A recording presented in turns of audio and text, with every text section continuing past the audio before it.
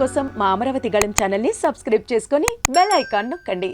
ఏపీలో ఎన్నికలు సమీపిస్తున్న క్రమంలో రెండు ప్రధాన పార్టీలైన టీడీపీ, వైసీపీలలో రాజకీయ సంచలనాలు చోటు చేసుకుంటున్నాయి.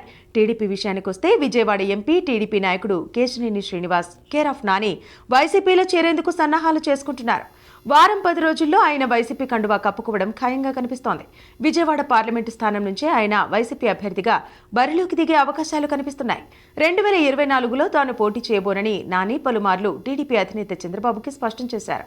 అదే సమయంలో పార్లమెంటు పరిధిలోని వైసీపీ ఎమ్మెల్యేలతో ఆయన కలివిడిగా ఉంటున్నారు. ఎంపీ నియోజకవర్గ నిధులు కూడా వారు సూచించిన పనులకే ఇచ్చేవారన్న ఆరోపణలున్నాయి. దీనిపై టీడీపీ శ్రేణులు పలుమార్లు అసంతృప్తి వ్యక్తం చేసిన ప్రోటోకాల్ పేరుతో నాని తన విధానాన్ని సమర్థించుకునేవారు. ఇదిలా ఉండగా నాని కుమార్తె విజయవాడ మున్సిపల్ కార్పొరేషన్లో 11వ వార్డు టీడీపీ కార్పొరేటర్గా ఉన్న కేశినేని శ్వేత సోమవారం తన పదవికి రాజీనామా చేశారు. మేయర్ భాగ్యలక్ష్మిని కలిసి రాజీనామా పత్రాన్ని అందజేశారు. టీడీపీకి కూడా రాజీనామా చేశారు. మరోవైపు వైసీపీలోనూ అసంతృప్తి జ్వాలలు ఎగిసిపడుతున్నాయి. నియోజకవర్గ ఇన్ఛార్జీల మార్పుతో వైసీపీలో హీటెక్కిన అసంతృప్తి తీవ్ర రూపం దాల్చుతోంది. వచ్చే ఎన్నికల్లో టికెట్ రాదని తెలిసిన నేతలు ఒక్కొక్కరుగా పార్టీని వీడేందుకు సన్నద్దమవుతున్నారు. ఈ నేపథ్యంలో బుజ్జగింపుల పర్వం మొదలైంది.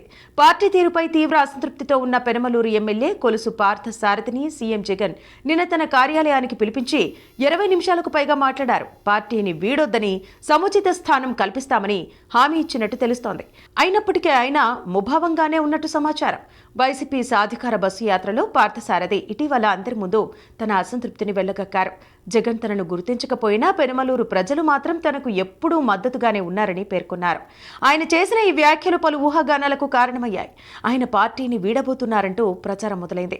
ఈ నేపథ్యంలో గత వారం రోజులుగా ఎమ్మెల్యే అనిల్ కుమార్ జగన్ సూచనతో పార్థసారథికి నచ్చజెప్పేందుకు ప్రయత్నించారు. అందులో భాగంగానే నిన్న ఎమ్మెల్సీ మర్రి రాజశేఖర్, అనిల్ కలిసి పార్థసారథిని ముఖ్యమంత్రి వద్దకు తీసుకెళ్లారు. అయితే జగన్తో చర్చల తర్వాత కూడా పార్థసారథి అసంతృప్తిగానే ఉన్నారని, పార్టీ వీడాలని నిర్ణయానికి కట్టుబడి ఉన్నారని ఆయన సన్నిహిత వర్గాలు తెలిపాయి. మొత్తానికి రెండు పార్టీల్లోనూ ఆయా పార్టీల అధిష్టానాలపై ఆ పార్టీల్లోని నేతలు, టికెట్ల ఆశావాహులు తీవ్ర స్థాయిలో మండిపడుతున్నారు. దీంతో ఎప్పుడు ఏం జరుగుతుందోననే ఉత్కంఠ సర్వత్రా నెలకొంది.